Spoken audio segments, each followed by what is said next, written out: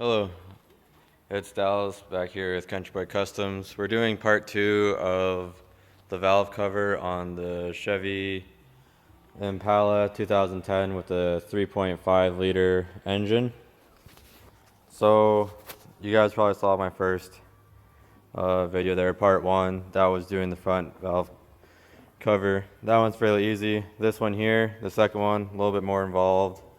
Trying to get to back of the engine there. So in order to remove that valve cover,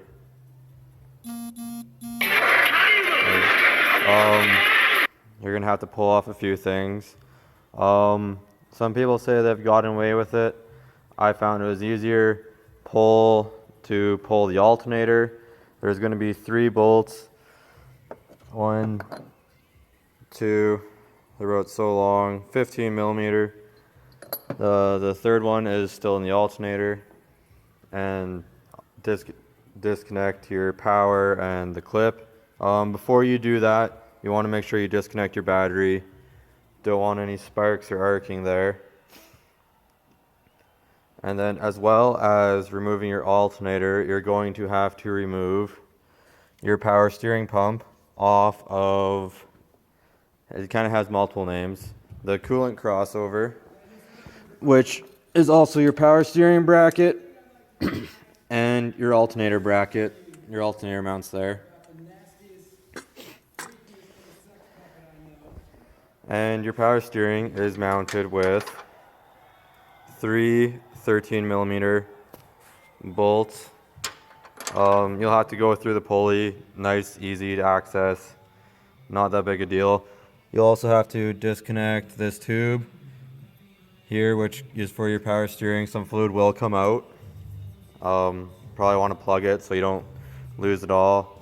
To gain easier access to a lot of this stuff and to be able to get the one alternator bolt out, remove your coolant reservoir, which mounts onto 2 bolts just with these little tabs. Super easy to pull off. There's a hose that just pulls out by hand, and you lift it right out and you just have a lot more room. Now here comes the thing that's a pain in the ass, being the coolant crossover. You're going to want to make sure that you get new gaskets for these. Your coolant crossover, there's a left and a right. And what mounts this thing on is there's 1 bolt here, 1, 2, 3 bolts there, 1, 2, 3 bolts there. These 3 bolts are for your power steering. And you also have 2 coolant lines that come out here. And you just basically pull those hoses off.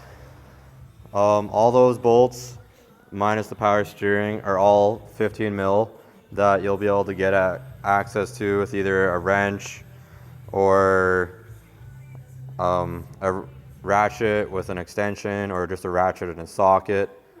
Basic hand tools. Still kind of a pain. This likes to fall back down. You can just pull this out of the way, give yourself more room. And then, same as before, your valve cover has 4 bolts. Oh, the other thing you're going to have to remove is that's your distributed ignition system. There, you're going to have to disconnect that. There's 4 bolts going around it. You can probably see, yeah, down here there's 1 and another 1, and that's the bottom 2 bolts that that it mounts on. All those bolts are 13 mil. The other 2 are mounted up here, and then likewise over here. There's also 1 plug here that just plugs into the port over here. Pull that out of the way. I made sure to label all the spark plug wires and pull them all off. Once I got it off, I realized I didn't have to do that. You simply just have to pull off the top 3 and the module will sit back down there out of the way, not bugging you. The other thing that was more kind of a pain that came out with the valve cover was this tube here. It has kind of like this little tab click thing on it. I let it focus. And basically that just sits up like that, and all I had to do was pull up on the little tab thing on the side there and then pull up, and then it's free to twist. But trying to wiggle that out with the valve cover is kind of a pain in the butt. If you watched my first video, I pointed out kind of some notches on the valve covers. On this one I have the valve cover off, obviously, but the notch, you'll see if I can get a better view of it right here. You want to make sure to clean that out of all your old silicone, and then I like to use that black Just Right gasket sealer from the first video. See if I can find it. Oh, it works really well, and I've never really had any problems with leaks with it before. But you want to make sure, once again, that surface is clean so it mounts good. Put a dab there, and then when I go to put this back together, I'll put a dab of it here, here in the corner, and in the corner over here,